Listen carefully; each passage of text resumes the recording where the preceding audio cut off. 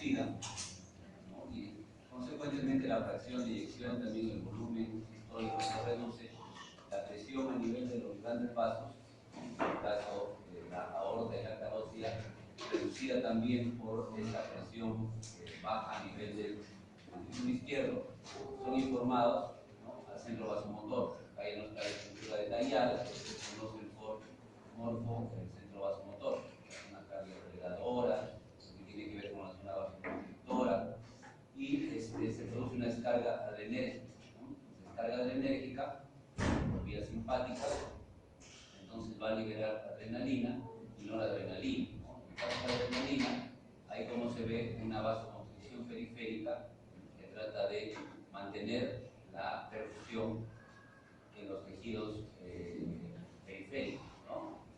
Trata de que la sangre llegue apropiadamente a esos tejidos mediante una vasoconstricción perfecta. A ver, cierra Z, y ahí no están abriendo la puerta. Cierra.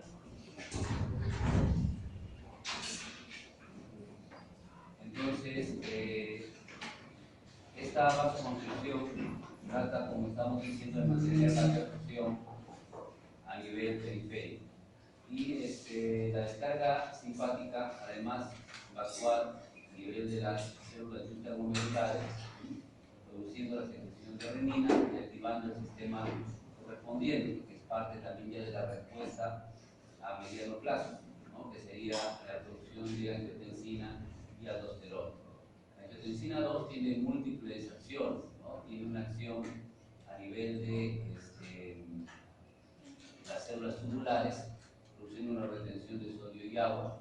Tiene una acción a nivel cardiovascular, ¿no?, aumentando la fuerza de contracción a nivel del miocardio y aumentando un poco la excitabilidad del mismo miocardio, aumentando la entrada de sodio, facilitando la entrada de calcio, aumentando un poco la fuerza de contracción. Es nuestro efecto más importante. Y el más conocido, que es reforzar la vasoconstricción periférica mediante los receptores AT1 que hay a nivel arterial. Entonces, esas serían las respuestas que media la angiotensina 2. Y la aldosterona, también la conocemos seguramente, ¿no?, es una hormona de la corteza suprarrenal que ya toma más tiempo en liberarse, producirse. Y esta aldosterona entonces va a actuar un poco previniendo el remodelamiento, activando la fuerza de contracción, activando los procesos de fibrosis, ¿no?, lo cual puede llevar a largo plazo al remodelamiento cardíaco. Y a nivel renal, aumentando la retención de sodio y agua, ¿no?, a nivel del túbulo contorneado distal y parte del túbulo colector. Entonces son efectos de la aldosterona. Con eso se mejora la volemia, se estimula la fuerza de contracción, se produce una respuesta vasopresora periférica y trata de compensarse la disfunción miocárdica. También se puede liberar arginina vasopresina, una hormona antidiurética, para retener agua, mejorar la volemia y también generar un poco de vasoconstricción arterial. Entonces, todas estas respuestas vasopresoras y de mejora de la volemia se han originado a partir de una disfunción del ventrículo izquierdo. Esencialmente es que envía vías aferentes basales y glosofaríngeas los estímulos para el centro vasomotor. Este es el medicamento más antiguo usado para el tratamiento de la insuficiencia cardíaca, ¿no?, del deterioro de la fracción de eyección del ventrículo izquierdo, que es la digoxina, ¿no? Entonces la digoxina tiene mecanismos bastante claros, ¿no?, en cuanto a su acción inotrópica y un poquito menos conocidos, menos precisados en cuanto a su acción cronotrópica negativa, o sea que reduce la frecuencia cardíaca. En cuanto al efecto inotrópico, entonces acá podemos ver nosotros a la bomba de sodio y potasio, que es el sitio donde va a actuar la digoxina o el digitario. Acá dice sitio de unión del glucósido cardíaco. Entonces esta bomba de sodio y potasio es el sitio de unión del glucósido cardíaco. En realidad, la digoxina y los digitálicos en general, también el cedilanib o la naltróxido digitálico, se unen en el sitio del potasio. Entonces hay una competencia entre los dos. Cuando los niveles de potasio están bajos, la digoxina se va a unir con más facilidad, pero no tiene competidor. Y cuando los niveles de potasio son altos, entonces la digoxina tiene más dificultades para unir. una relación estrecha entre la unión de la digoxina y los niveles de potasio, ¿no? Hay que tener cuidado, sobre todo que no haya hipopotasemia. Cuando el potasio está muy bajo, la digoxina podría unirse en mayor cantidad y producir algunos efectos adversos. Bueno, la digoxina se une entonces a la bomba sodio-potasio TPasa y la bloquea, ¿no? Interfiere con su actividad. Normalmente la bomba, todos sabemos, se encarga de expulsar sodio e introducir potasio. Entonces, después de un proceso de despolarización, cuando se ha activado el músculo cardíaco, gran cantidad de sodio debe encontrarse en el citosol. Toda despolarización está acompañada de una entrada importante de sodio, por canales de sodio dependientes del voltaje, donde debe haber entrado bastante sodio. Pero ese sodio, como sabemos, tiene que ser expulsado, ¿no? La bomba se encarga de expulsar el sodio y favorece el retorno del potasio en algún momento se dio. Al estar bloqueada la bomba, entonces, estas cantidades de sodio no son eliminadas y en compensación se activa un antiportador, que ya lo he mencionado en otro momento, un músculo liso y que funciona también acá. Este antiportador lo que va a hacer es, al no poder salir el sodio por la bomba, entonces se va a encargar de eliminarlo en intercambio con calcio. El sodio sale, pero ingresa calcio. Y ese calcio va a poder utilizarse entonces para la contracción. Va a dar una mayor fuerza a la siguiente contracción que el corazón va a realizar. Entonces es el mecanismo del efecto inotrópico positivo de la digoxina. El inotropismo, no ionotropismo, a veces se equivocan, es inotropismo, se refiere justamente a la fuerza de contracción aumentada por la mayor cantidad de calcio. Y cuando el corazón está en fase de repolarización, está repolarizado, o sea, ya no está, no hay grandes cantidades de sodio, no acaban de ingresar grandes cantidades de sodio y estaríamos hablando de despolarización. De aquí, despolarización, un montón de sodio, estado despolarizado, adentro positivo, afuera negativo. Ya cuando el sodio no está en cantidades tan altas, ¿no? Ya está el corazón repolarizado, ya recuperó su negatividad interna. Entonces, de todas maneras, la bomba sigue bloqueada. Y el bloqueo de la bomba hace que siempre queden cantidades remanentes de sodio en el interior. Esas cantidades remanentes de sodio que quedan acá, a pesar de que ya está repolarizado, reducen el ingreso de sodio y la salida de calcio. O sea, en este caso estamos hablando ya de la fase de polarización o repolarización. En ese caso, el intercambiador lo que está tratando de hacer es introducir sodio y sacar calcio. Pero al haber cantidades aumentadas de calcio en el interior, este sodio no va a poder entrar y este calcio va a poder salir. De manera que, aunque es un efecto menor, de todas maneras el calcio tiende a acumularse en el interior, eso se almacena en el retículo sarcoplásmico y sirve para una próxima contracción. Entonces, ese es el mecanismo de acción inotrópico de la digoxina. Por otro lado, tiene un mecanismo batmotrópico positivo, así como si fuera Batman, un batmotrópico positivo. Ese mecanismo batmotrópico quiere decir que la excitabilidad del músculo está aumentada, no del sistema de conducción, no de los nodos, sino del músculo. Entonces, en el músculo cardíaco, al haber una cantidad mayor de sodio a la normal, es más fácil que se desencadene una nueva despolarización. De todas maneras, el potencial de membrana, ¿no?, está modificado y eso puede facilitar nuevas despolarizaciones. Sí, sí. Pero dime.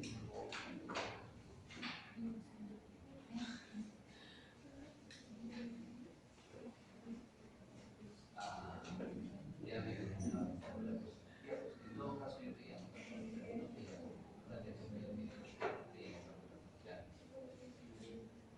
Bueno, entonces, estábamos hablando de los efectos cronotrópicos, perdón, inotrópico y en este caso batmotrópico positivo, que tiene que ver con un aumento de la excitabilidad. Al haber acumulación de iones positivos, sodio, calcio en el interior, la excitabilidad del músculo cardíaco está aumentada, ¿no?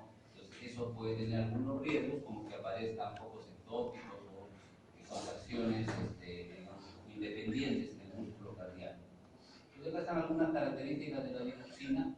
Este es el mecanismo principal de acción para el efecto inotrópico, la disminución de la zona de hipotesis de TPasa. También hay una facilitación vagal. Ustedes buscan, la digoxina no se ha estudiado mucho más en esto. Algunos dicen que más bien hay un bloqueo adrenérgico. Bueno, sea que hay facilitación vagal o bloqueo adrenérgico, con las dos cosas, la digoxina en el sistema de conducción, esto es en el sistema de conducción, al facilitar la acción de la acetilcolina y también inhibir probablemente la acción de la noradrenalina, entonces tiene un efecto cronotrópico negativo. Entonces podemos decir que clásicamente la digoxina tiene tres efectos, ¿no? El efecto inotrópico positivo, mayor fuerza de contracción; el efecto cronotrópico negativo, bradicardia, disminución de la frecuencia cardíaca a nivel del sistema de conducción; y un efecto vasmotrópico positivo, que es un aumento de la excitabilidad. El inicio de acción, ¿no? La duración es prolongada, tiene una vida media de más o menos 36 horas, por eso la duración del efecto es larga, ¿no? Se habla de que el estado de equilibrio se alcanza más o menos en una semana. Recordarán que el estado de equilibrio equivale a 4 a 5 vidas medias. La biodisponibilidad y sus concentraciones en estado de equilibrio se miden en nanogramos. La mayoría de medicamentos se miden en microgramos o en miligramos. La digoxina se mide en nanogramos. Eso quiere decir que tiene un margen terapéutico estrecho, que hay que tener mucho cuidado con las dosis porque fácilmente se puede llegar a la toxicidad. En la primera clase hablamos de ventana terapéutica, primero o segunda, ¿no? El intervalo entre la concentración eficaz mínima y la concentración eficaz tóxica, ¿no? La ventana es chiquita en el caso de la digoxina. Fácilmente podría producir efectos alérgicos. Y tiene una eliminación renal también importante, que los que tienen falla renal hay que tener cuidado con su administración.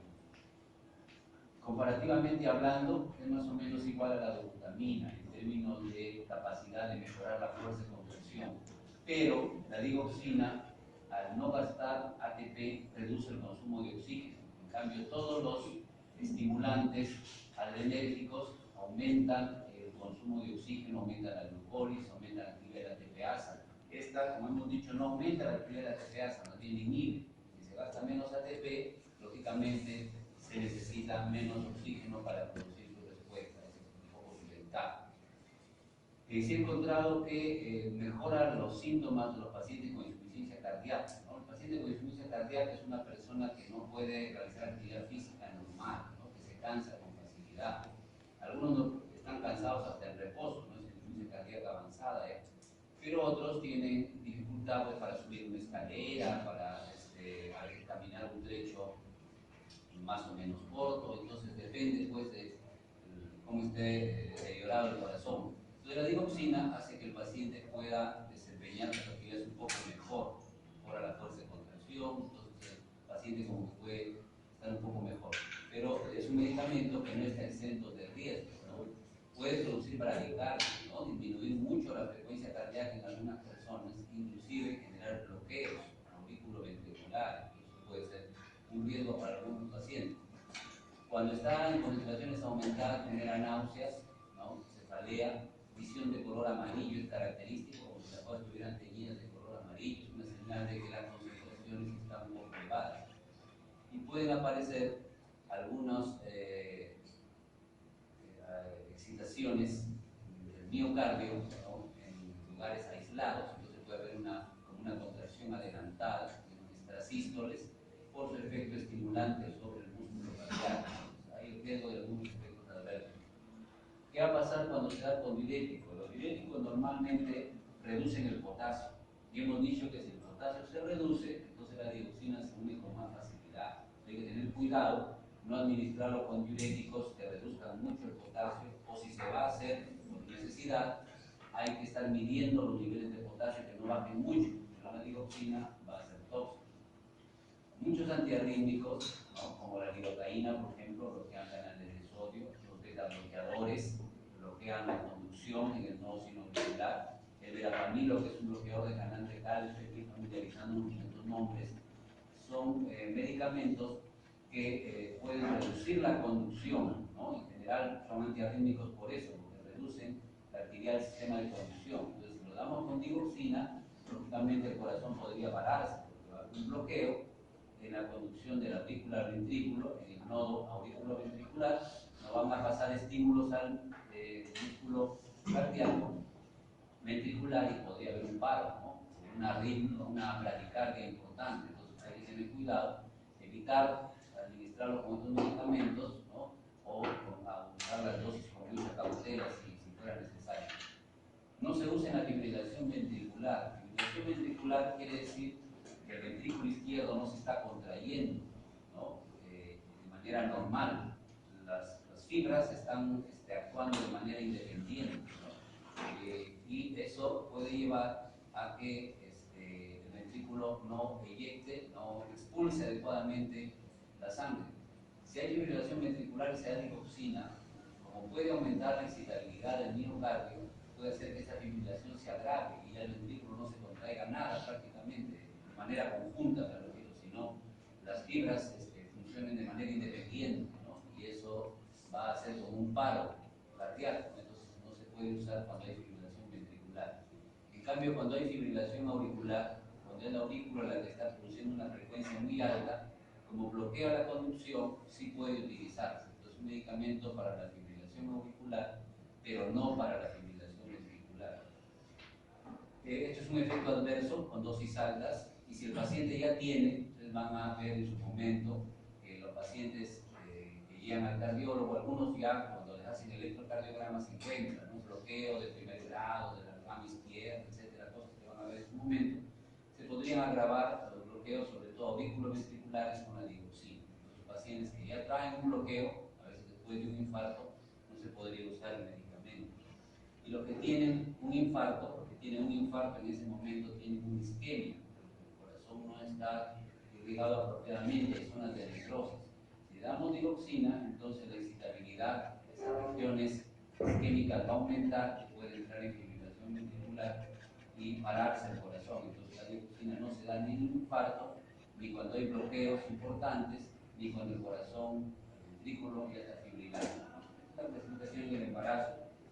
En la digoxina se pueden usar dosis de carga. ¿Qué pasa? Que el estado de equilibrio se alcanza más o menos a una semana, se puede administrarlo una semana, pero a veces se quiere un efecto rápido, entonces hay lo que se llaman dosis de digitalización, dosis altas que se dan el primer día, y luego ya se da la tercera parte de la dosis a partir del siguiente día. Es una manera de producir un efecto rápido.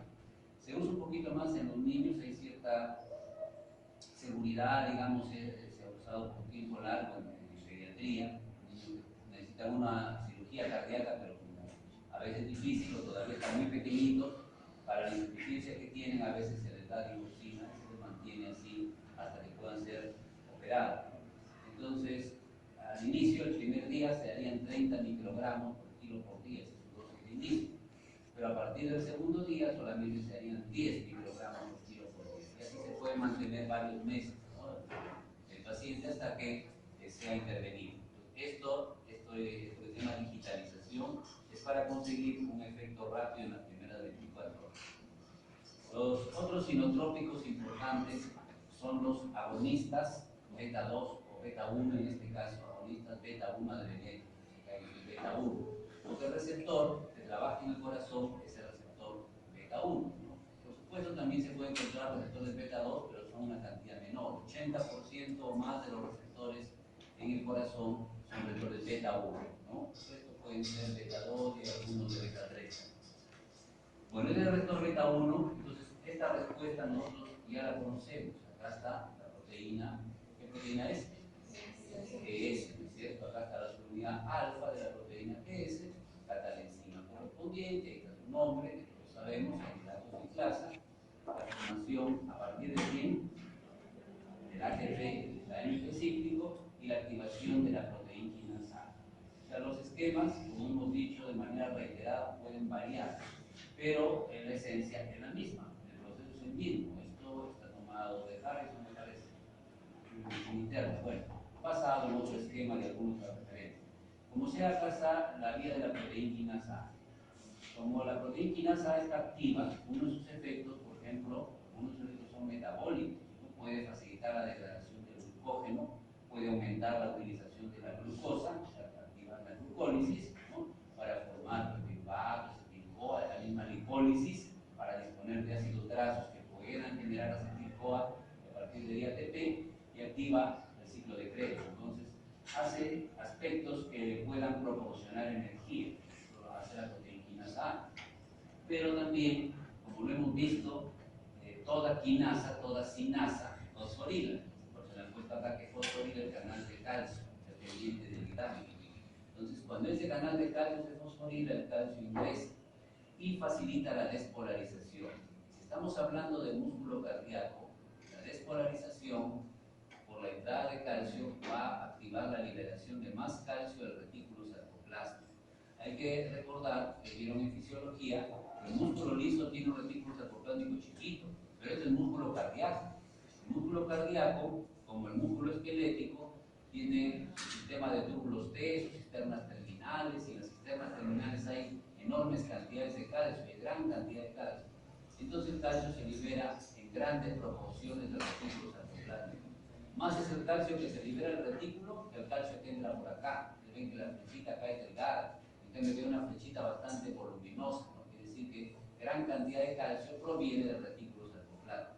Entonces aumenta notablemente las concentraciones de calcio, que van a tener dos funciones, ¿no? Una es unirse con la troponina C. Y al unirse con la troponina C, entonces se van a desplazar, se van a mover a un costado las proteínas tropomiosina y troponina C, ¿no? Todo el sistema de troponina se van a mover para un costado, destapando la actina para que la miosina se pueda enganchar en la actina. Está descrito en su libro de fisiología de Gaiman, lo encuentran eso, y es una cuestión conocida, ¿no? En histología también se habla de eso, pero en todo caso, eso es lo que sucede, ¿no? Un desplazamiento, se dice, del complejo relajante, troponina, tropomiosina. Entonces, la miosina va a poder engancharse en la actina. Y la otra función que tiene aquí es activar la capacidad de utilizar ATP por las cabezas de miosina, por los puentes cruzados de miosina, o sea, aumentar la actividad de ATPasa de la miosina. La miosina tiene actividad de ATPasa, ¿no? Es decir, puede degradar al ATP y de esa manera tener la energía suficiente para engancharse en la actina, ¿no? Entonces, la consecuencia es que hay una fuerza máxima de contracción, y como esto es un proceso rápido que depende de una despolarización, también hay un aumento de la velocidad de la contracción. Aunque más importante que el músculo cardíaco en la velocidad es el sistema de conducción. El nodo sinoauricular, el nodo ventricular también actúan de la misma forma, no se contraen, pero se despolarizan rápido gracias a la entrada de calcio, facilitada por esta proteína quinasa A, y entonces la velocidad de contracción aumenta. Entonces el efecto beta, predominantemente beta 1, el más importante beta 1, es hacer que la velocidad de contracción aumente y que haya una fuerza de contracción máxima. Pero así como la velocidad de contracción es rápida, ¿no? Aumenta la velocidad de contracción, también la velocidad de relajación tiene que aumentar, porque, ¿no? Como lo comentamos a los compañeros, no es dable pues, pensar que un corazón se va a contraer rápido y se va a relajar lento. Contraer rápido y relajar lento. El corazón tiene que contraerse y relajarse rápido, ¿no? Entonces, no solamente este proceso tiene que producirse rápido, sino que este retorno, este calcio tiene rápidamente que ser guardado otra vez en el retículo, disminuir rápidamente para que el corazón se pueda relajar rápido. Luego hay una nueva activación y se suelta rápidamente, una nueva relajación y vuelve a guardarse. Entonces, en actividad física, ¿saben? Cuando hacemos ejercicio, la frecuencia cardíaca aumenta y está funcionando este sistema. ¿Cómo hacemos para que el calcio se guarde rápidamente? Se libera rápidamente gracias al calcio que entró, que favorece la despolarización. Y se guarda rápidamente o se inactiva rápidamente el proceso de contracción gracias a dos procesos. El más importante es el que depende del fosfolambán. El fosfolambán es una proteína que es activada por el AMP cíclico. El AMP cíclico, así como activa la proteína quinasa A para que entre calcio, el mismo AMP cíclico activa el fosfolambán para que el calcio se guarde. Entonces, la proteína quinasa A es responsable de la entrada de calcio al citosol y de la salida del retículo sarcoplasmático, y de una rápida contracción y una fuerte contracción. pero al mismo tiempo ya está también activando el fosfolambán para que ese exceso de calcio que ha salido se guarde, se produzca una relajación también rápida, ¿no? Entonces eso va a ser fosfolambán. ¿De qué manera? Acá lo tenemos en la figura, ¿no? Acá está el receptor beta-adrenérgico, la proteína GS, ¿no? La hidratoxiclasa, el ATP cíclico, la proteína quinasa A, y el fosfolambán es una proteína que está relacionada con el retículo sarcoplásmico. Es un inhibidor de la bomba de calcio. Acá hay una calcio ATPasa que está constantemente, ¿no? Enviando calcio al retículo, lo está guardando. Cuando el fosfolambán no está fosforilado, está unido a la bomba. Cuando el fosfolambán no está fosforilado, está unido a la bomba. Esta bomba estaría inhibida entonces, no funcionaría, el calcio no se guardaría.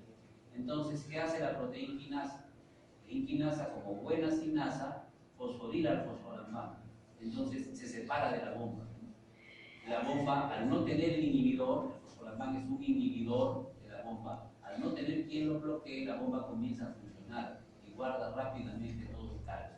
Entonces, la misma secuencia que ya conocemos se encarga de fosforilar al fosfolambán, al fosforilarlo, lo inhibe, desbloquea la bomba y la bomba guarda todo el calcio que puede. Entonces, cuando dice acá que la AMP cíclico a través del fosfolambán ayuda a guardar calcio, es porque se está desbloqueando la calcio ATPasa. Eso va a permitir que el calcio se guarde rápidamente, ¿no? El otro mecanismo es a través de la troponina I. La troponina I, activada por la proteína quinasa A, y AMP cíclico, pero activada por la proteína quinasa A, tapa otra vez a la actina.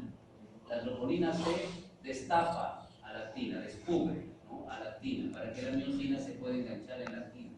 La troponina I lo vuelve a tapar, de manera que la miosina no puede engancharse en la actina, y eso favorece la relajación. Entonces son los procesos que están involucrados en la contracción y la relajación. Ahora, ¿qué agonistas adrenérgicos beta 1 conocemos? Están acá.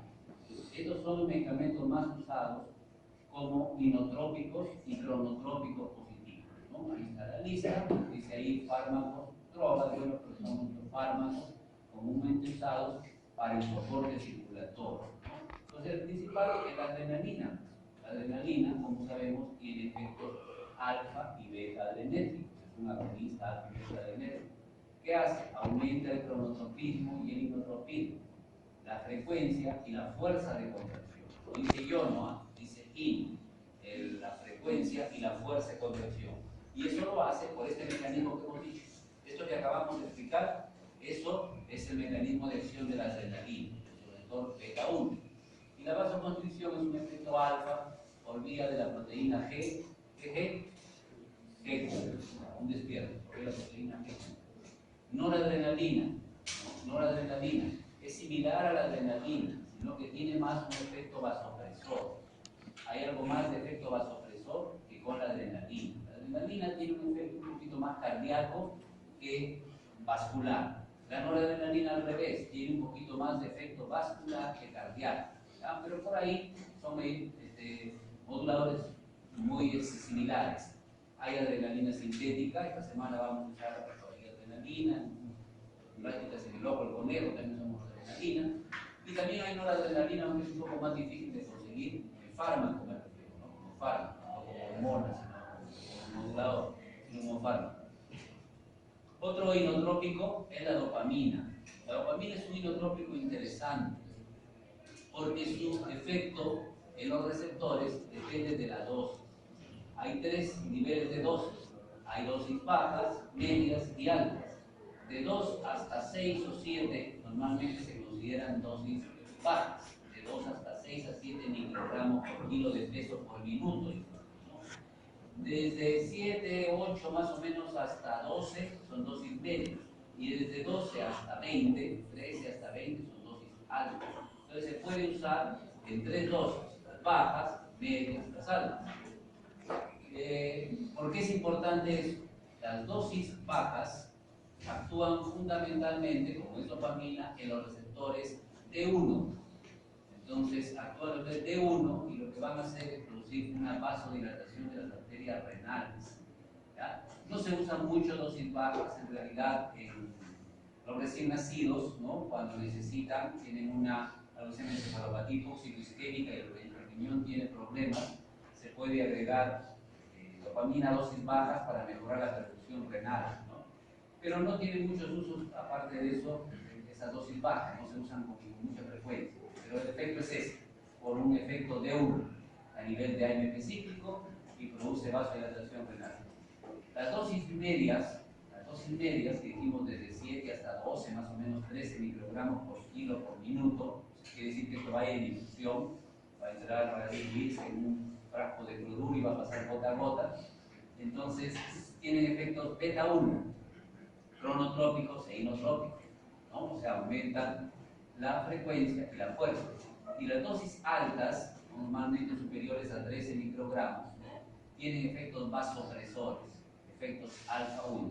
Entonces, conforme se va aumentando la dosis de dopamina, va ocupándose el receptor correspondiente. Con dosis bajas, receptores de 1, con dosis media, receptores beta 1, y con dosis altas se ocupan receptores alfa 1 adrenérgicos. Entonces está el efecto vasodilatador renal, cronotrópico y inotrópico cardíaco, y con las dosis altas el efecto vasopresor, vasoconstricción. Entonces esa es la característica de la dopamina. La dobutamina, ¿no?, que le hemos comparado hace un momento con la digoxina, que decía por acá dobutamina, que más o menos da igual, tiene un efecto, ¿no?, inotrópico y cronotrópico positivo, sobre todo inotrópico. No aumenta mucho la frecuencia, aumenta más bien la fuerza de contracción, eso quiere decir que tiene más afinidad por el músculo que por el sistema de conducción. Eso para algunos es importante porque el paciente ya tiene a veces una frecuencia alta, tiene riesgo de arritmias, entonces es mejor que aumente un poco la fuerza y que no se modifique mucho la frecuencia, que no se active mucho el sistema de conducción. Entonces es un agonista beta-adrenérgico, es decir, es selectivo. Ustedes se dan cuenta, los anteriores no son selectivos porque son alfa y beta, todos son alfa y beta y encima es de 1 también. En cambio la dobutamina es un agonista beta-adrenérgico, pero recordando lo que vimos en neurovegetativo, hay beta 1 y beta 2. Si actuamos en el receptor beta 1, producimos cronotropismo e inotropismo. Pero si estamos en beta 2, ¿qué producimos? Vasodilatación. Los receptores beta 2 están acoplados a AMP cíclico, proteína quinasa A, y en el músculo liso se produce relajación.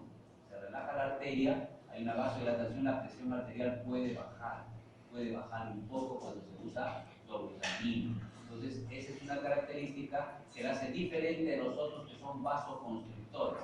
Esta puede tener cierto efecto vasodilatador. Igual va en infusión endovenosa, ¿no?, dobutamina. Y fenilefrina ya prácticamente no se usa como medicamento solo.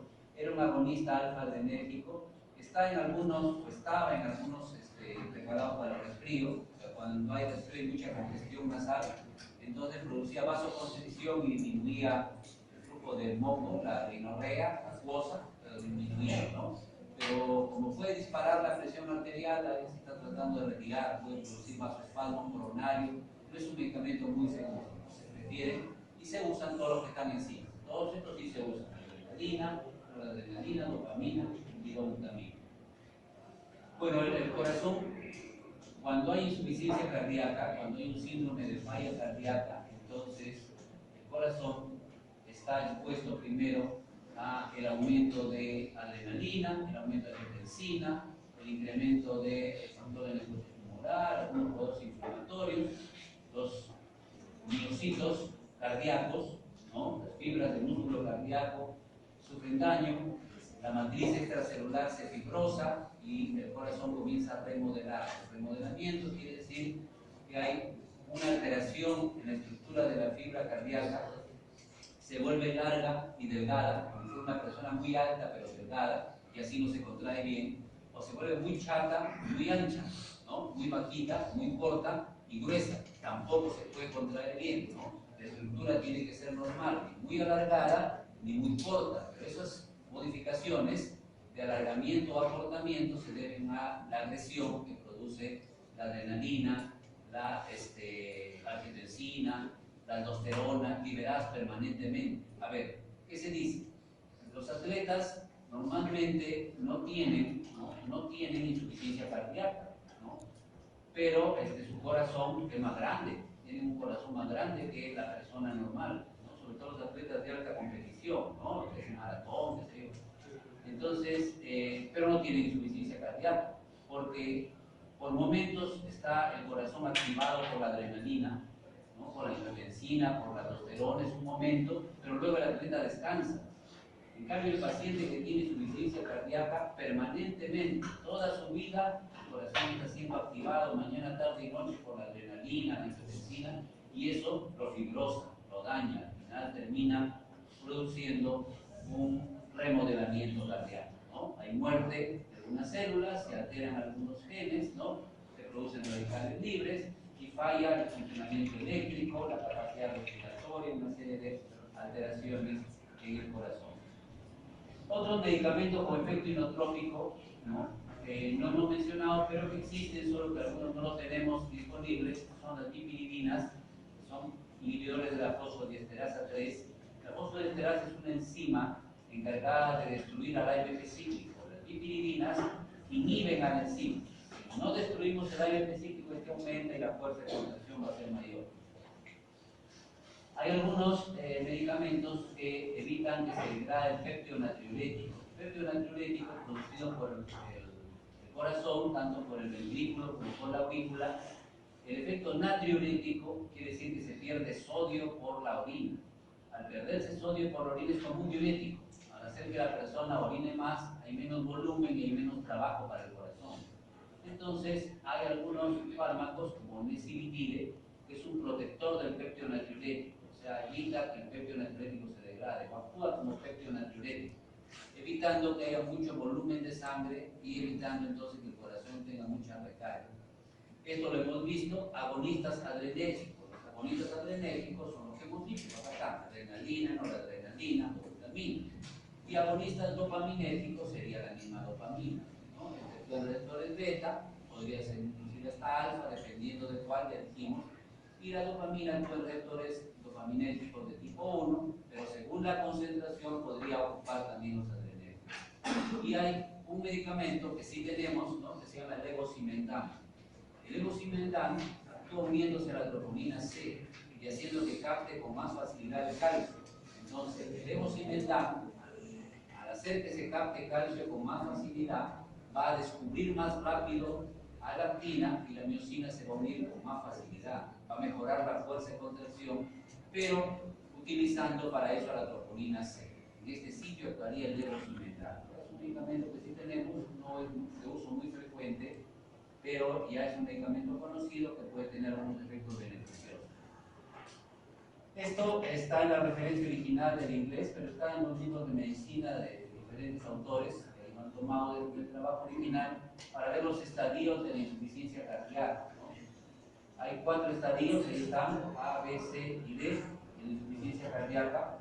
En el estadio A, el paciente tiene factores de riesgo, pero es asintomático. Su corazón todavía no ha sufrido ningún daño. ¿Qué paciente sería este? Un hipertenso, un diabético, un obeso que tiene por ahí dislipidemia. Entonces, para estos pacientes hay que reducir los factores de riesgo. Se puede dar un dieta para controlar la presión arterial, se debe controlar su diabetes, se debe reducir el colesterol y probablemente no desarrolle la insuficiencia cardíaca. Ese es el estadio A. En el estadio B, ya el corazón tiene algún daño. Ya la fracción de eyección está reducida, ya no bombea los 80 mililitros por sístole, pero todavía no tiene síntomas porque ha cambiado muy poquito la estructura del corazón. Entonces el paciente se siente bien, pero si le hacen un ecocardiograma ya va a salir que hay alguna modificación en el funcionamiento del corazón. En este caso hay que dar los IECA, ¿no? Hay que dar los antagonistas del receptor de angiotensina 2, que se llaman también ARA2, y en algunos pacientes inclusive beta bloqueadores para que la adrenalina no sobreestimule al corazón. En el estadio C ya el paciente tiene daño estructural y tiene sintomatología. ya puede tener cansancio cuando hace algún esfuerzo, que antes no se cansaba, se cansa con facilidad, puede tener edema de los miembros inferiores o pulmonar, puede tener ingurgitación yugular, ¿no? La vena yugular se distiende, ¿no? Por una dificultad en el retorno venoso al corazón, ¿no? Puede tener taquicardia, ¿no? Y entonces puede haber algunas modificaciones ya en sus signos y síntomas, y también ya hay daño cardíaco. Acá está el tratamiento. ¿Y el tratamiento en qué se basa? Para ir recordándolo de una vez. Se basa en el uso de captopril, por ejemplo, enalapril, un beta bloqueador. ¿Por qué se usan los beta bloqueadores en la insuficiencia cardíaca? Porque hay demasiada adrenalina. Lo primero que dijimos es que la insuficiencia cardíaca libera grandes cantidades de adrenalina y eso estimula al corazón. A ver, yo les pongo a veces el ejemplo, porque es un poco así, de que el corazón que tiene insuficiencia cardíaca es como un anciano enfermo. Entonces, un anciano que está enfermo no lo puedes obligar a caminar rápido porque no puede, porque ya está viejo y además tiene un trastorno que no le permite a funcionar normalmente. La adrenalina y la misma angiotensina no tienen, digamos, paciencia, ¿no? Y le meten empujones al anciano, ¿no? Camina, pero un ratito para descansar, no camina, ¿no? Y lo empujan, lo obligan a andar. Entonces, ese estímulo exagerado, esos empujones continuos, en vez de hacerle un bien al corazón, lo deterioran cada vez más. Y va a llegar un momento en que hace un infarto, se para, pues, ¿no? Entonces, en la insuficiencia cardíaca crónica se dan beta bloqueadores para detener un poco los estímulos adrenérgicos, para hacer que la adrenalina no actúe metiéndole empujones al anciano y pueda llevarlo a un paro cardíaco o a un infarto. Entonces, la idea es esa, ¿no? Porque se supone que el beta 1 tiene la función de hacer que el corazón se contraiga rápido, se relaje rápido, todo está bien. Y esto se da cuando el corazón, sobre todo, falla de manera aguda. Cuando el corazón se descompensa rápidamente, a veces se dan estos medicamentos, hay un paro cardíaco, se puede colocar epinefrina. Hay un shock séptico, el corazón está contrayéndose bien, pero no porque tenga un infarto, sino porque está siendo dañado por las citoquinas o porque no hay suficiente volumen de sangre, está sufriendo, entonces se le agrega la adrenalina, se puede poner dopamina, ¿no? Pero cuando está enfermo ya por largo tiempo, cuando está deteriorado, entonces se sugiere usar beta bloqueadores para evitar que la adrenalina empuje a un corazón que ya está muy deteriorado y enfermo. Se reduce la ingesta de sodio, la persona debe consumir menos sodio porque el sodio retiene agua, se sabe que el hipertenso, si tiene la presión alta, debe consumir menos sodio, menos sal, para no retener agua y sobrecargar al corazón. Se dan diuréticos, que lo vamos a ver la próxima semana o la que sigue, como la furosemida, para perder un poco del sodio y el agua que se está reteniendo, y se puede usar riboxina en algunos pacientes, ya no en todos, porque ya hemos dicho que puede tener algunos riesgos, ¿ya? Por acá está la espironolactona, por acá está el nesilitide, que tenía que ver con el péptido natriurético, y en el estadio de la insuficiencia cardíaca es tan grave que se necesita un trasplante, ¿no? Se puede dar algunos inotrópicos, pero a veces no funciona, ¿no? Se colocan dispositivos de apoyo al ventrículo izquierdo, ¿no? El paciente aquí está, pues, delicado, ¿no? Puede fallecer en cualquier momento si no recibe un trasplante, ¿no? Y ya el corazón ya no tiene vuelta, ¿no? Ya no tiene retorno, ya no hay capacidad. Vamos a hablar un poco de los nitrovasodilatadores, de la circulación coronaria.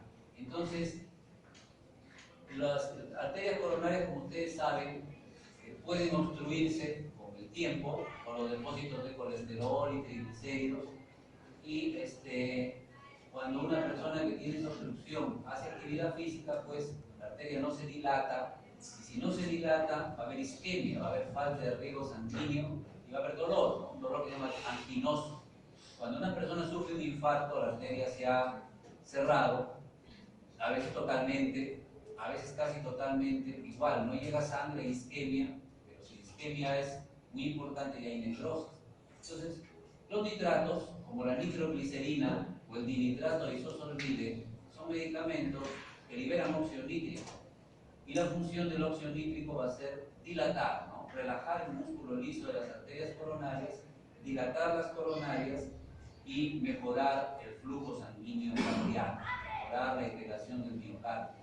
Tienen otros efectos indirectos que lo vamos a recordar en otra diapositiva, pero empecemos por el principal, que es producir vasodilatación de las arterias coronarias. Pues el óxido nítrico es muy liposoluble, atraviesa la membrana, este es el músculo liso, todo esto está sucediendo en el músculo liso, ¿no?, de la arteria coronaria. El óxido nítrico ingresa y activa una enzima que se llama guanilato ciclasa. La guanilato ciclasa convierte el GTP en GMP cíclico. Y el GMP cíclico activa una proteína quinasa G. La PKG, así como hay PKA, hay PKG, ¿no? La PKG entonces tiene sus unidades, alfa y beta. En el caso de la miosina fosfatasa, también ya hemos hablado, en el caso de la miosina fosfatasa, es la subunidad alfa la que la activa, la subunidad alfa de la PKG. Esta miosina fosfatasa, al activarse, ¿qué hace la miosina fosfatasa? Pero acá no dice, pero ¿qué hace la miosina fosfatasa? ¿Qué hace una fosfatasa? De fosforina, quita fosfato. ¿A quién le quitaríamos fosfato? A la miosina, a la miosina. ¿Recuerdan la cadena ligera de miosina que estaba fosforilada? O la cabeza de miosina. Al quitarle fosfato a la miosina, ya no tiene actividad de ATPasa, ya no puede utilizar ATP. Entonces ya no se une con la actina y va a haber, dice acá, una relajación del músculo, ¿qué será ese músculo? Músculo liso, relajación del músculo liso. Entonces, esa es la respuesta que produce el óxido nítrico en las arterias coronarias, una relajación del músculo liso. Claro, el óxido nítrico y la nitroglicerina actúan principalmente en el corazón, ¿no? Entonces su uso dice acá en la angina de pecho. La angina de pecho de sangre al miocardio, porque las arterias coronarias están media cerradas, entonces hay que dilatar. Entonces se usa para la angina de pecho. Pero puede modificar la hipertensión pulmonar y puede actuar en la disfunción eréctil, ¿no? O sea, el Viagra hace, al final, hace esto mismo, actúa por este mismo mecanismo, por la vía del GMP cíclico. Sino que el Viagra no hace el mecanismo de producir más óxido nítrico, activar la guanilato ciclasa. Lo que hace el Viagra es inhibir a la fosfodiesterasa. La fosfodiesterasas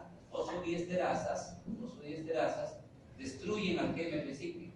Si no hay GMP cíclico, ¿no?, entonces no se produciría todo esto, no habría relajación.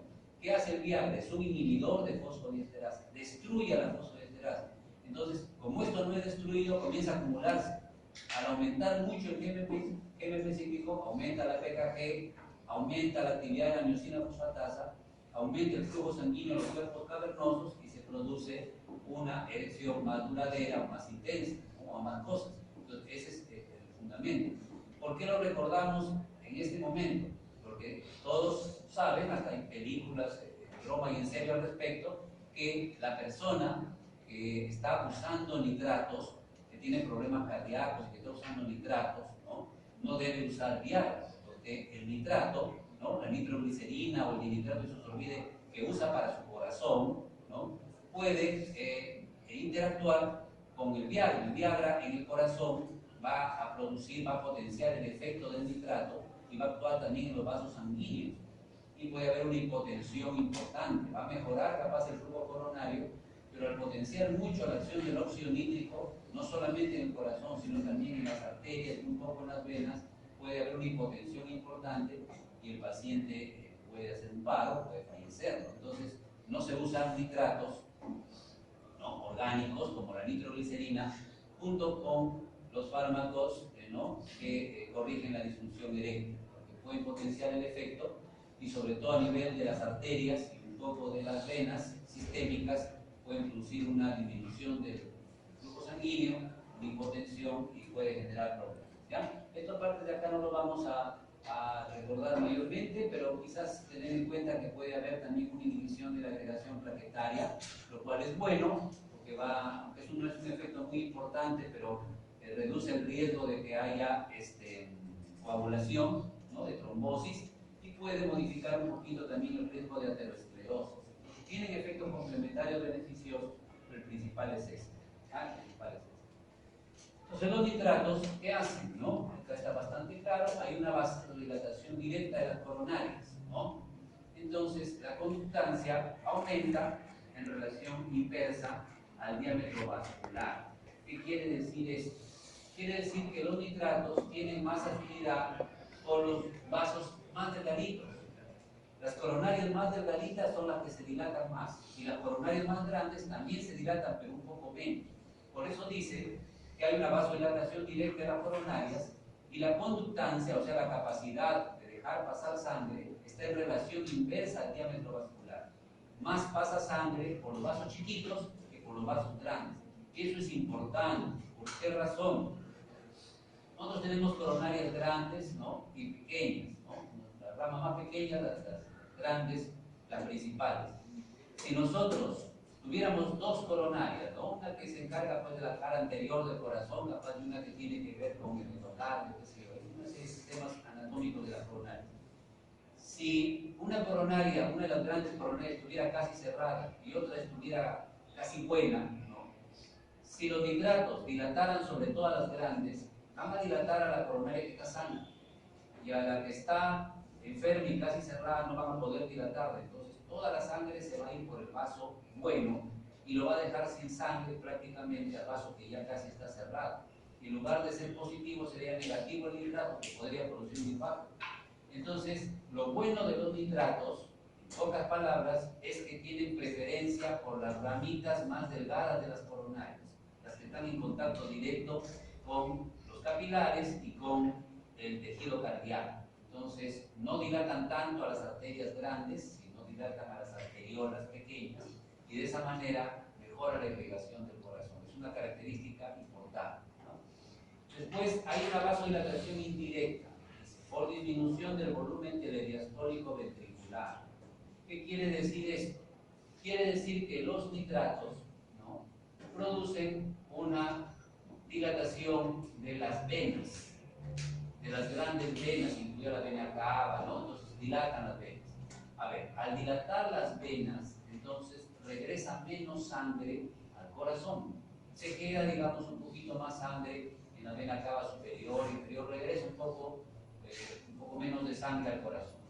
Al regresar menos sangre al corazón, el volumen telediastólico, o sea, el volumen del fin de diástole, el volumen que tiene el ventrículo al final de la diástole, por eso es telediastólico, esto es una globitis morfo 2, el volumen telediastólico ventricular va a estar reducido, lo que nosotros llamamos precarga. La precarga va a disminuir, el volumen de sangre que retorna al corazón va a disminuir, porque el nitrato está dilatando las venas cavas, entonces va a disminuir el volumen que regresa al corazón, ¿no? ¿Y qué ocupa el ventrículo al final de la diástole? Si el ventrículo tiene un poco menos de sangre, entonces va a tener que contraerse con un poco menos de fuerza, y al contraerse con menos fuerza, el miocardio, el músculo cardíaco, no va a comprimir, no va a cerrar a las venas, a las arterias coronarias. Entonces eso va a facilitar una vasodilatación indirecta.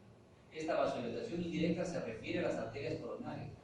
Va a haber una vasodilatación indirecta de las coronarias. ¿Por qué? Porque no van a ser comprimidas por el miocardio.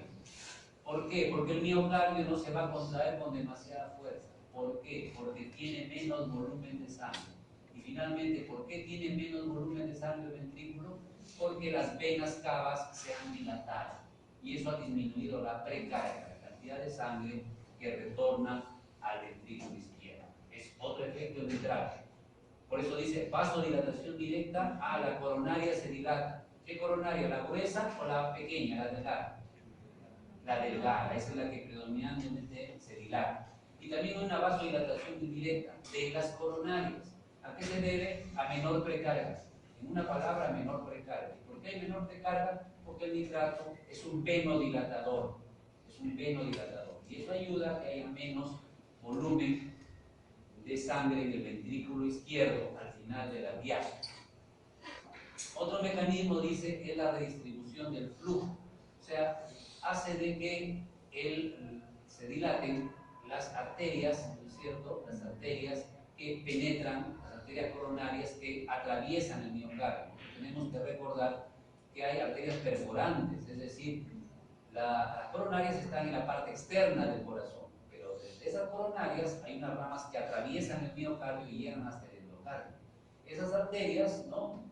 También se dilatan y permiten entonces el flujo hacia el endocardio. Hay infartos subendocardios. Todos los infartos son en la parte externa, digamos, del corazón. Hay algunos que están en la parte interna, hacia la parte interna, y eso lo detecta el electrocardiograma, y en fin. Bueno, pero se mejora el flujo también desde el epicardio hacia el endocardio. Hay una reducción del tono vascular coronario, quiere decir que el grado de contracción parcial que tienen las arterias coronarias también baja, como el ventrículo recibe menos sangre, trabaja un poco menos, consume menos oxígeno, entonces se gasta un poco menos de oxígeno, el ventrículo trabaja más aliviado, y eso ya son efectos adicionales. Puede producir vasodilatación cutánea y cerebral. Por eso cuando se usan nitratos, a veces la cara de la persona se pone roja y puede tener cefalea, puede tener dolor de cabeza. Y lo mismo sucede con la persona que usa Viagra, ¿no? Ahí lo van a reconocer los que usan Viagra. Los que usan Viagra, ¿no?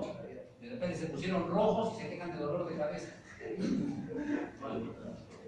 Le descubrieron básicamente. Bueno, en todo caso, ¿sí?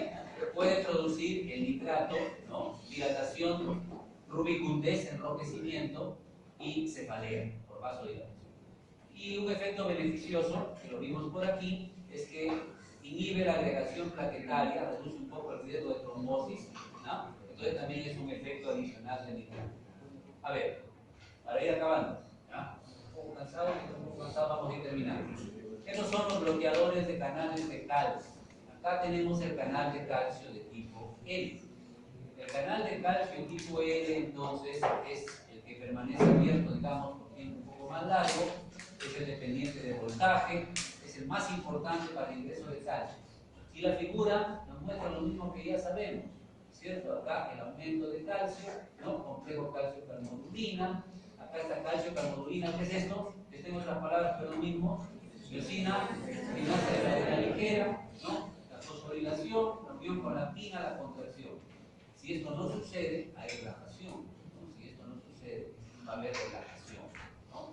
Y acá habría un receptor para la proteína que Q tendría que ser, ¿no? Hay agonistas como alfa 1, por ejemplo, ¿no? Aumento de calcio, esos son los mecanismos. Lo importante es que al bloquear el canal de calcio, no entra el calcio suficiente para una buena contracción. Eso hay que recordar. No entra el calcio suficiente para una buena contracción. Entonces, hay dos tipos de antagonistas de calcio. Los dihidropiridínicos, ¿no? Como la nifedipina o nifedipino, es lo mismo. Algunos dicen nifedipino, otros dicen nifedipino. Ese se llama familia de los dihidropiridínicos. También hay amlodipino, ifadipino, ya lo veremos un poquito más en la parte de hipotensores. Son antagonistas de calcio, bloqueadores de canales de calcio tipo L. Y hay los no dihidropiridínicos. Los no dihidropiridínicos son el verapamilo y el diltiazem. Estos son bloqueadores de canales de calcio, pero que actúan en el sistema de conducción, mientras que los dihidropiridínicos actúan en el sistema de conducción y también en el músculo cardíaco y en las arterias. Entonces, por ahí una pequeña diferencia. Bueno, estos de acá en el sistema de conducción, ¿no? Y en el músculo liso, mientras que los dihidropiridínicos en el sistema de conducción, en el músculo cardíaco, ¿no? Y también en el músculo liso. Bueno, los antagonistas de calcio, entonces, en general, hay que pensar que son vasodilatadores arteriales. Entonces, van a dilatar las arterias coronarias, pero las arterias coronarias también tienen canales de calcio, el músculo liso y estas cosas que hemos dicho. Entonces, si bloqueamos la entrada de calcio, no va a haber suficiente calcio para la contracción del músculo liso, no va a haber todo esto que ya sabemos, se va a producir una relajación y la arteria coronaria se va a dilatar. Aquí es un poco diferente. ¿Por qué razón? Porque aquí no es en relación inversa. El nitrato que tiene de bueno, que dilata la arteria delgadita más que la arteria gruesa. En cambio este no, este dilata de las gruesas, las delgadas por igual, porque su mecanismo es un poco diferente, se basa en bloquear la entrada de calcio. Tiene un mecanismo complementario para mejorar la irrigación del miocardio, que es la reducción de la postcarga. ¿Qué es poscarga? A ver, uno que se acuerde. Definición de Morfo 2. ¿Qué es poscarga? ¿Alguien que se acuerde qué es poscarga? Bruneo, ¿qué es poscarga? Rodríguez, ¿qué es poscarga? ¿Están yendo más o menos? ¿Dónde está Puma? Se ha revelado Puma también en su celular. ¿Ahí Puma qué es poscarga? Torrero, poscarga. Rey, poscarga. No le hicimos a Gloria porque estaba haciéndose la disimulada, poscarga. Cuidado, cansado. Dice Rosillo, poscarga. Tienen que recordar sus definiciones, porque parte de las dificultades que tenemos, haciendo un pequeño paréntesis, que no tenemos claras algunas definiciones. No podemos hacerlo todo en fármaco, se supone que ya lo hicieron. Ya pasaron fisiología, bioquímica, morfo 1, morfo 2, anatomía, que tienen una base suficiente, ¿no? Entonces hay que tratar de reforzar esas bases para no tener problemas. Después van a venir medicina y otras cosas y siempre van a estar tomando algunos aspectos básicos, definiciones que deberían ser claras. Nosotros hablamos de poscarga cuando hablamos de la resistencia que tiene que vencer el ventrículo izquierdo para poder producir la eyección ventricular, ¿no? Para poder que se pueda dar la sístole ventricular hay que vencer una resistencia. Esa resistencia depende del sistema arterial, básicamente de la aorta. Esa resistencia que hay que vencer es justamente la poscarga, ¿no? Una fuerza que tiene que desarrollar el ventrículo para vencer esa resistencia. Bueno, entonces, como es un antagonista de calcio, va a dilatar las arterias no solo coronarias, sino también todas las arterias, las arterias sistémicas. Entonces, el corazón va a necesitar hacer menos fuerza para bombear sangre, porque hay una vasodilatación arterial, entonces las arterias no están muy contraídas, reduce la cantidad de fuerza que tiene que hacer el ventrículo. Hay una reducción de la poscarga. Al reducirse la poscarga, reducirse la fuerza que tiene que hacer, entonces va a disminuir la presión telediastólica también, es decir, va a disminuir la fuerza con la cual el ventrículo tiene que contraerse. Igual que sucede con los nitratos, entonces, como va a tener que contraerse el miocardio con menos fuerza, va a apretar menos a las arterias coronarias y eso va a mejorar también el flujo sanguíneo miocárdico. ¿Ya? Entonces, parecido a lo que dijimos acá. Aquí dijimos que había menos volumen, menos precarga, menos volumen que llegaba al ventrículo. Entonces el ventrículo está menos lleno, trabaja con más calma, ¿no? Que se contrae con menos fuerza, aprieta menos a las coronarias que lo atraviesan. Aquí parecido, va a tener que contraerse con menos fuerza porque hay menos resistencia que vencer y eso también mejora el flujo sanguíneo coronario. A diferencia de los hidropiridínicos, como la nifedipina o nifedipino, verapamil y diltiazem actúan en el sistema de conducción, actúan un poco más en el sistema de conducción, disminuyen la frecuencia cardíaca, pero no modifican mucho la fuerza de contracción. Sobre todo, se usan como antiarrítmicos, para disminuir la frecuencia cardíaca. Pregunta, ¿se deberán dar con digoxina? No, porque la digoxina, por efecto bloqueador vagal, bloqueador adrenérgico, o por efecto potenciador vagal, también produce cronotropismo negativo. Entonces, verapamil y diltiazem producen cronotropismo negativo, bradicardia, digoxina también, los beta bloqueadores también. Entonces, los tres medicamentos no deberían combinarse, o a veces se usan beta bloqueadores con digoxina, se deben hacer con mucho cuidado, porque puede haber un paro cardíaco, ¿no? Son medicamentos que disminuyen la frecuencia cardíaca, ¿no? Son medicamentos que disminuyen la frecuencia cardíaca. Como disminuye la frecuencia cardíaca, dice acá que hay un aumento del tiempo de perfusión diastólica. ¿Qué quiere decir eso? Miren, los términos tenemos que familiarizarlos, si no, al momento de interpretar la pregunta tenemos problemas, ¿no? Dice, aumento el tiempo de perfusión diastólica. En otras palabras, si nosotros reducimos la frecuencia cardíaca, si va a haber una bradicardia, el corazón se está contrayendo más lentamente. Entonces, la diástole la diástole y la sístole también, por supuesto, van a ser un poco más lentas. La diástole va a durar más. Si la diástole, o sea, el tiempo de relajación dura más, entonces el corazón va a tener mayor posibilidad de irrigarse. Va a haber una mayor tiempo para que se irrigue el miocardio, porque la relajación está durando más. Eso quiere decir aumento del tiempo de perfusión diastólica.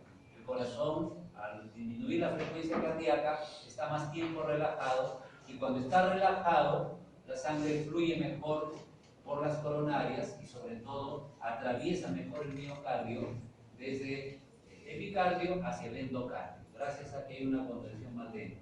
Son antiarrítmicos estos de acá, pueden reducir un poco la degradación de adenosina, ¿no?, que es un modulador también de la actividad cardíaca, y dicen que pueden tener algunos efectos también contra la aterosclerosis, ¿ya? Bueno, vamos terminando. Esto es noradrenalina, ahí está el receptor beta 1. Cuando la noradrenalina se está liberando permanentemente, se desencadena falla cardíaca, hipertrofia y falla cardíaca. Cuando se libera por momentos, sí, y en otros no, como en un atleta, como en alguien que hace ejercicio, pero también descansa, entonces mejora la contractilidad del corazón, puede crecer de forma más pareja, digamos, ¿no?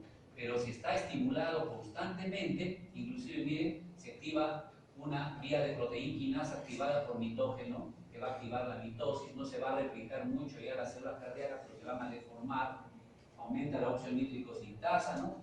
Y 80% de los receptores, dice acá, membrana celular cardíaca, 80% por lo menos los receptores o más son beta 1, pero también, como ven ustedes, hay beta 2 y algunos beta 3. ¿Ya? Entonces acá está un poco la regulación. Un beta bloqueador, entonces, hemos dicho que no hay que meter empujones al corazón, porque el corazón insuficiente cardíaco, el corazón que tiene una falla cardíaca, es un viejo enfermo, una forma de bloquear esos receptores con carvedilol. El carvedilol es un antagonista beta 1, un antagonista beta 2 y también un antagonista alfa 1, ¿no? O sea, también produce algo de vasodilatación. Enlentece, reduce la fuerza y produce vasodilatación, como que estabiliza el corazón.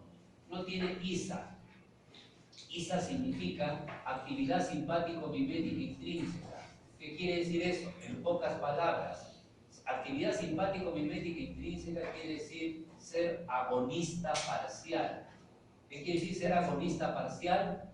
Lo revisan de su clase correspondiente. Eso ya lo saben. Si yo les digo el carvedilol no es un agonista parcial, pero digamos el indolor o el bisoprolol sí son agonistas parciales, es decir, si tienen ISA, ustedes ya deben entender, porque la definición de agonista parcial lo vimos en su momento, y si no, lo revisan, ¿ya? Entonces, ISA, actividad simpático-mimética intrínseca, quiere decir ser agonista parcial, ¿no? No ser un antagonista ni un agonista completo, sino ser un agonista parcial.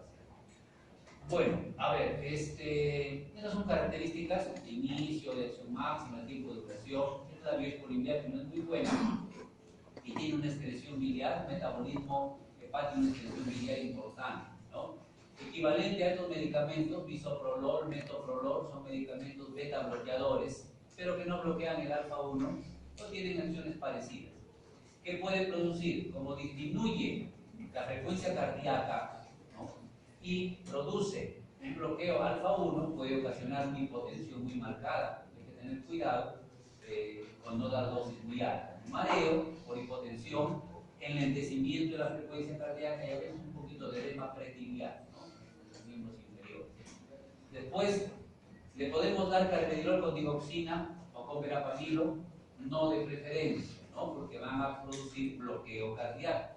La rifampicina es un inductor enzimático, lo destruye, entonces reduce sus concentraciones. No se usa en insuficiencia cardíaca severa, insuficiencia cardíaca congestiva severa, descompensada. A ver, ¿qué hemos dicho? Esta es la figura. ¿Qué hemos dicho? Que el corazón de la insuficiencia cardíaca es como un viejo enfermo. Hay que bloquear un poco la adrenalina para que no lo empuje. Pero cuando el paciente está al límite, si tú bloqueas la adrenalina, a veces la adrenalina es lo único que lo mantiene contrayendo. Bloqueas y se para pues el corazón. Entonces, cuando el paciente está descompensado, muy edematizado, con la presión baja, ¿no?, Entonces, con una frecuencia cardíaca a veces ya al límite, si le das carvedilol, se puede parar el corazón. Entonces, cuando está descompensada la insuficiencia cardíaca, no se usan beta bloqueadores, se usan en los pacientes que tienen la insuficiencia cardíaca compensada. Insuficiencia cardíaca compensada, pero compensada. A un asmático, a ver, lo vimos hace poco. Si a un asmático le das un bloqueador beta 2, ¿qué le pasa? Se muere, se muere. No es broncoespasmo y se muere. Entonces no se puede dar beta bloqueadores a los asmáticos. Y cuando hay cirrosis, daño hepático, no se metaboliza bien y pueden aumentar un poco su concentración. Hay que tener también ahí un poquito de cuidado. ¿Ya? Bueno, los nitratos, hay dos tipos de angina, ¿no? Una angina de esfuerzo, ¿no? Que muchas veces se llama angina estable, y una angina de reposo. Los nitratos se pueden usar en cualquiera. Los bloqueantes beta-adrenérgicos en angina de esfuerzo, porque en la de reposo, si el paciente cuando está en reposo tiene problemas de circulación coronaria, si tú disminuyes la frecuencia cardíaca, entonces puedes agravar los problemas. Entonces, un bloqueante beta-adrenérgico debe usarse cuando la actividad adrenérgica es la que produce la angina. Y los bloqueadores de canales de calcio también pueden usarse en la de esfuerzo o en la de reposo. Finalmente, lo que dijimos de la insuficiencia cardíaca, que ya acaba, en la última, ¿sí? Lo dijimos de la insuficiencia cardíaca, ¿no? Cuando la insuficiencia o la falla cardíaca es estable, se pueden usar beta bloqueadores. Pero cuando la insuficiencia cardíaca está inestable, por ejemplo, síntomas en reposo, en su momento en medicina ustedes, o capaz en serio lo están viendo, hay grados de insuficiencia cardíaca, hay grados funcionales. Cuando una persona solo se cansa con un esfuerzo, digamos, un poquito intenso, subir, por ejemplo, 3 pisos capaz, antes lo subía sin cansarse casi nada, pero ahora se cansa con más facilidad subir 3 pisos, bueno, pues será un grado funcional 1. Si se cansa, digamos, al caminar una cuadra, un grado funcional 2, ¿no? Si se cansa al hacer sus actividades físicas normales en la casa, capaz puede ser un grado 3. Y si tiene disney en reposo, ahí echado, como está con la dificultad para respirar, es un grado funcional 4. Acá dice, cuando tiene síntomas en reposo, ya tiene un grado funcional 4, no se dan beta bloqueadores. Cuando está edematizado totalmente, ¿no? Tiene agua en los pulmones, ¿no? Totalmente hinchada, las arcas, ya van a ver en su momento, tampoco se da. Si está hipotenso, le damos un beta bloqueador, la presión se va a 0. O tiene bradicardia, ¿no? No se da. Si la función renal está fallando, en fin, si ha estado recientemente hospitalizado para terapia intravenosa. En todo caso, cada vez que hay una insuficiencia cardíaca descompensada, no deben darse beta bloqueadores. No deben darse porque pueden conducir a disminuciones importantes en la excitabilidad, en la contracción, en la frecuencia, ¿no? Y el paciente, pues, el corazón se para, ¿no? Entonces no se puede dar, no es conveniente. Es mejor dar quieca o diuréticos hasta que esté estable. Y una vez que la insuficiencia cardíaca está estable, ya se compensó, ya no tiene estas cosas, pues se pueden usar. Si el paciente tiene bradicardia, hay que reducir la dosis, porque si no puede bajar mucho la frecuencia cardíaca. Si un paciente, aunque no sea asmático, hace broncoespasmo por los beta bloqueadores, hay que suspender el beta bloqueador, ¿no? Si tiene depresión severa, hay que suspenderlo. Esto es importante, capaz lo preguntamos en el examen por qué razón, porque a veces nos olvidamos y no valoramos, ¿no? Casos, varios, ¿no? Pacientes ancianos con insuficiencia cardíaca compensada, pero que les limitaba a hacer actividades normales que antes hacían. Entonces a la gente no le gusta estar limitada. Ya paciente de GAM, paciente limitado, tiene que hacerle todo casi, la persona se deprime. Le dan beta bloqueadores, se agrava la depresión y se suicida. Entonces, ¿qué va a pasar? ¿Qué va a decir? Se suicidó, se mató. ¿Por qué se mató? No se mató porque estaba viejito, pues ya se sentía que no podía hacer nada, por eso lo he hecho. No, capaz lo ha hecho porque le dan beta bloqueadores cuando ya fue deprimido. Y eso ha agravado la depresión y se terminó suicidando. O sea, ha tenido parte activa en el deceso del paciente. En todo caso, hay que tener cuidado. Los beta bloqueadores pueden agravar la depresión, ¿no? Pueden ocasionar depresión y la depresión. Sin embargo, lo positivo es que en la historia, ¿no? Cuando hay historia de infarto de miocardio con fracción de eyección reducida, menor de 40%, han demostrado reducir la mortalidad. Las personas que han tenido un infarto y que quedan con una insuficiencia cardíaca viven más si se usan llaman beta bloqueadores, sino que hay que tener cuidado con usarlos adecuadamente. ¿Ya? Bueno, ahí terminamos esa. A ver, un ratito y vamos a pasar lista, ¿ya?